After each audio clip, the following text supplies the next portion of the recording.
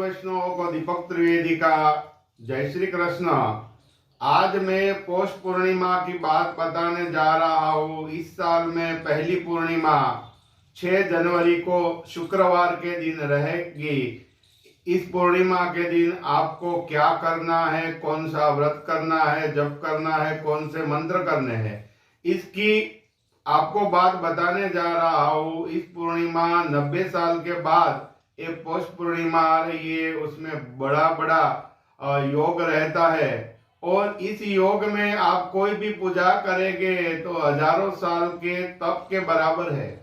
इस पूर्णिमा के दिन आपको सुबह सुबह जग के ब्रह्म मुहूर्त में स्नान आदि कर्म करना चाहिए। जब भी आप स्नान करते हैं तब मन में ऐसा भाव रखना चाहिए कि किसी भी तीर्थ क्षेत्र में आप स्नान कर रहे हैं और आप गंगा यमुना ऐसी नदी में स्नान कर रहे हैं, ऐसा भाव करके आप सुबह पवित्र होकर अपने पूजा घर में जाइए।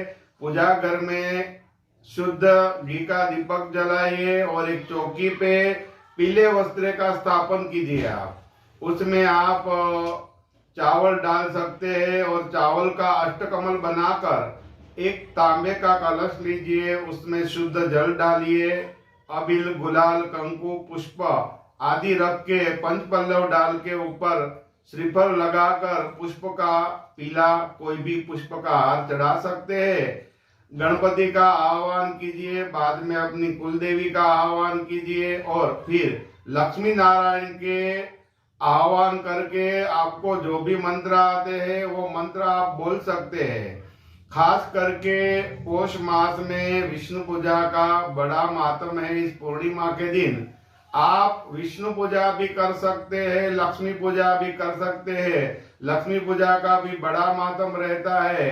आप कनकधारा स्तोत्र कर सकते हैं, श्री सूक्त का पाठ कर सकते हैं और महालक्ष्मी च विद्महे विष्णु पत्नी च धीमहि तन्नो लक्ष्मी प्रचोदयात् ऐसा भी आप जप करके अनुष्ठान कर सकते हैं। पौष मास की पूर्णिमा के दिन आप अपनी तरह से पूजा पाठ कर सकते हैं। पौष मास की पूर्णिमा के दिन विष्णु पूजा भी कर सकते हैं और सत्यनारायण की कथा भी कर सकते हैं, क्योंकि पौष मास की पूर्णिमा के दिन सत्यनारायण के व्रत का भी बड़ा महिमा है।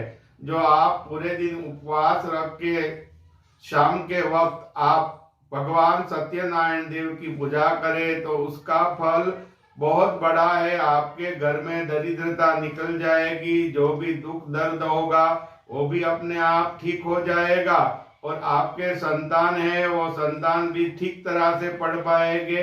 इतना महत्व पौष पूर्णिमा के दिन भगवान सत्यनारायण देव की पूजा करने में रहता है।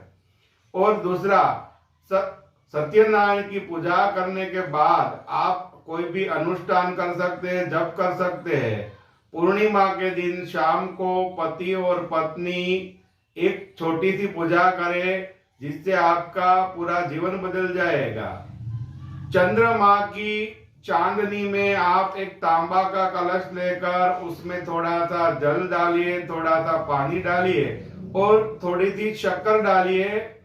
इससे क्या होगा, आप चंद्रमा का ध्यान धरिए और पति और पत्नी दोनों दो हाथ जोड़कर चंद्रमा का जप कीजिए। ओम सोम सोमाय नमः, ओम सोमाय नमः ऐसा भी जप कर सकते हैं। ओम चंद्रमसे नमः ऐसा भी जप 108 बार कर फिर दूसरी चीज क्या है कि जो कलश में आपने जो पानी डाला है, दूध डाला है उस और शक्कर डाली है, उसको लेकर आप चंद्र को अर्घ्य दीजिए। आपको मंत्र आते तो मंत्र कीजिए, वरना आप सिर्फ ओम सोमाय नमः ऐसा बोल के वो लोटा आप चंद्रदेव को अर्घ्य समान डाल दे, उसका अभिषेक कीजिए। उससे क्या होगा, आपके घर में जो दरिद्रता होगी दरिद्रता दूर होगी, आपके घर में लक्ष्मी का वास होगा और इस चंद्रमा को अर्घ्य देने से आपके घर में कभी बीमारियां नहीं आएगी।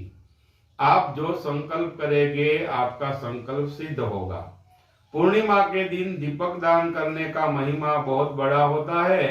पूर्णिमा के दिन आप गाय को खीर खिलाइए, उसका भी बहुत बड़ा मातम है। ब्राह्मण को दूध और चावल दीजिए, सफेद वस्त्र का दान कीजिए, वो भी बड़ा महिमा रहता है। और खास करके पूर्णिमा के दिन गुड़ और तिल का दान करें तो आपके घर में लक्ष्मी आएगी और आपके घर में जो भी तकलीफें होगी वो भी दूर होगी। पूर्णिमा के दिन गुड़ और तिल का दान करने का भी बहुत महिमा है। और पूर्णिमा के दिन आप गुड़ और तिल खा भी सकते हैं, उसका भी आपको बहुत बड़ा फल मिलेगा।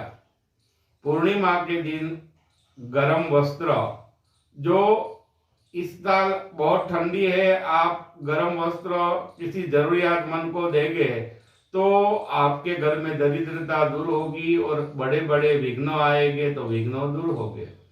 पूर्णिमा के दिन जो लोग शाकंभरी देवी की उपासना करते हैं उसका भी बड़ा महिमा है।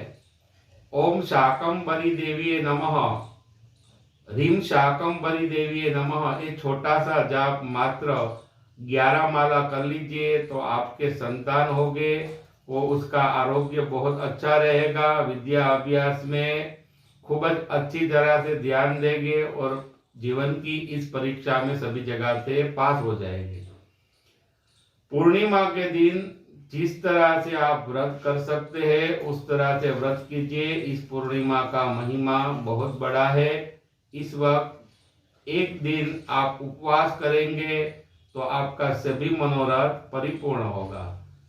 और जो इस पर पूर्णिमा के दिन लोग उपासना करके खूब धनवान होना चाहते हैं तो इस पूर्णिमा के दिन आप जागरण कीजिए, महालक्ष्मी जी की उपासना कीजिए।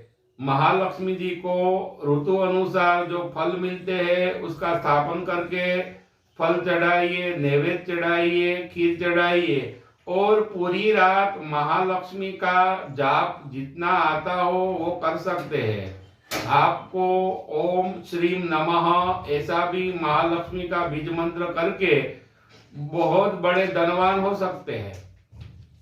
पौष पूर्णिमा के दिन पूरा जागरण करने से आपके जीवन में सभी आदि व्याधि उपाधियां सभी ठीक हो जाएगी और बहुत जल्द आपके घर में लक्ष्मी का वास होगा। वैष्णव मित्रों, आप सभी तरह से पूजा पाठ उपासना कर सकते हैं। आपके पास वक्त न रहा हो तो आप क्या कर सकते हैं, दूध और चावल किसी भी जहाँ पे जल हो, बहती नदी हो, वहां पे आप उसका अर्घ्य बनाकर डाल सकते हैं। और उस दिन क्या होता है, ज्यादा वक्त न रहा हो तो आप किसी भी पीपल के झाड़ पर जाइए और वहां पे आपको एक दीपक जलाना है गाय का और वहां पे खीर रख के आनी है। उससे क्या होगा, आपके पितृ भी प्रसन्न होंगे और विष्णु परमात्मा की कृपा प्राप्त होगी। पीपल के पेड़ के पास आप 7 लविंग रख दीजिए। एक कोई भी पत्ते पे, पीपल के पत्ते पे या नागरवेल के पान पे आप 7 लविंग रख दीजिए। आपके शत्रु का नाश होगा। वहां पे एक दीपक जलाइए, विष्णु नारायण को प्रार्थना कीजिए कि हे प्रभु, मेरे जीवन में इतने शत्रु है, इतने रोग है, आप दूर कर दीजिए। आपका ये छोटा सा उपाय आपकी जिंदगी बदल देगा। सभी वैष्णवों को चैत्र मास की पूर्णिमा के दिन जो ये छोटा सा उपाय बताया है, हो सके जितना कीजिए। भगवान विष्णु सब आपके जीवन में खुशियां लाएंगे। नमस्कार।